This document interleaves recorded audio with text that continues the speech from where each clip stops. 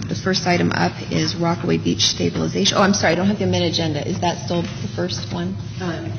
Shoreline Master Program okay. update from the ad hoc committee. Okay, so that would be me. I'm the only representative, I believe, here from the Shoreline Master Plan update.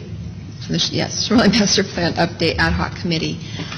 We met yesterday as council directed, and we began the conversation. It's a bit complicated as to how we might modify the schedule to allow us to complete the process this year.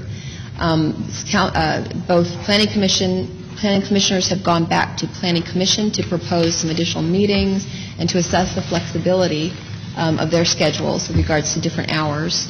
And staff is looking at a couple of options, including would we like to share study sessions with the Planning Commission, of course, addressing all legal parameters, and so far we feel good about that, or would we like to stagger logical segments of the SMP and bring them forward through Planning Commission, Council, and then tracking in a staggering way through them. So there's some overlapping, with Planning Commission always making their recommendation before Council, as is legally required. So we have nothing very solid right now. I just want to let you know where it's going. If there are any concerns, let me know. But otherwise, what we would do is probably next week, we would bring forward a proposed altered schedule if we determine that's even possible. And it's very challenging. Does anyone have any concerns? Barry? Well, just a question.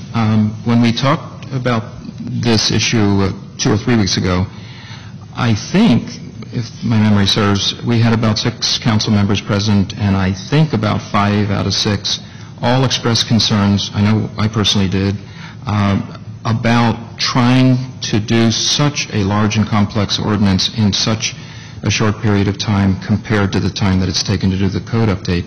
So what changed? Okay.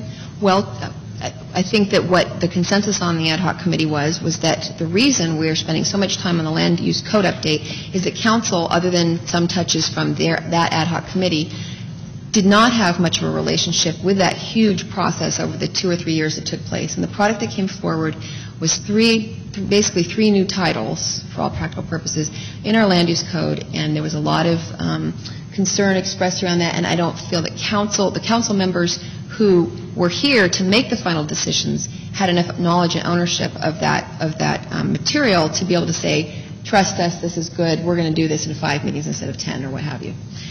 In this case, what we're trying to do is stop that, stop that from happening by getting council involved in this material a lot earlier so that we have worked with the material at an earlier point in the calendar so that as we go into public hearings and so forth, we're in a solid position with regards to what our positions are on the SMP, and we're familiar with it.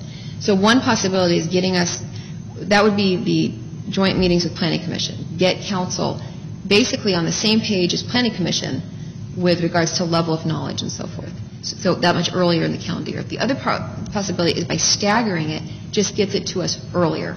So if we are inefficient and when we plod through this, we started earlier so that we don't bunch up at the end with, 10 meetings in 7 weeks. It was something none of us would be willing to do. So do you see what I'm talking about? We're either talking about giving ourselves longer further back into the year or getting ourselves educated enough that we don't need 10 meetings at the City Council.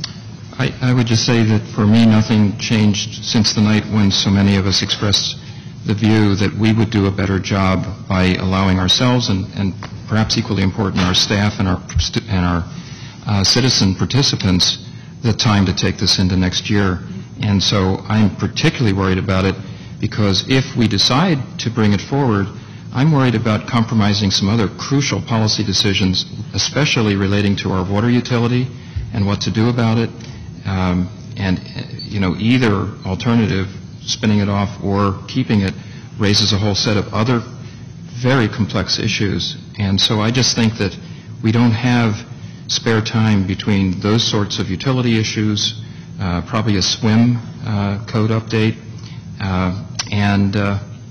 and the budget. So I'm concerned. Just for the record, up until that decision, a majority of council members had worked very hard to keep methodically pushing forward with we will meet this deadline.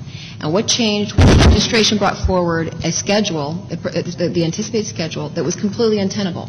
So yes, if we were to have 10 meetings in 7 weeks, on top of everything else we're doing, we would lose our minds, and so would the community, and it would not be a good product. So no one's proposing going forward with that. But the same reasons behind why we wanted to complete it this year, financial, keeping the momentum going on the citizen participation, and most citizens who are participating would like to see it finished this year, is what we're hearing. So those reasons still exist. So if we can take care of the reason that caused us to change our position, then we can go back to our original position, which was to maintain the schedule. Okay? So does that sound good, that we bring forward something for you to actually consider? I support that. Okay? Yeah, All sounds right. Good. All right. So the next item is Rockaway. When we last came to council, our goal had been to figure out a way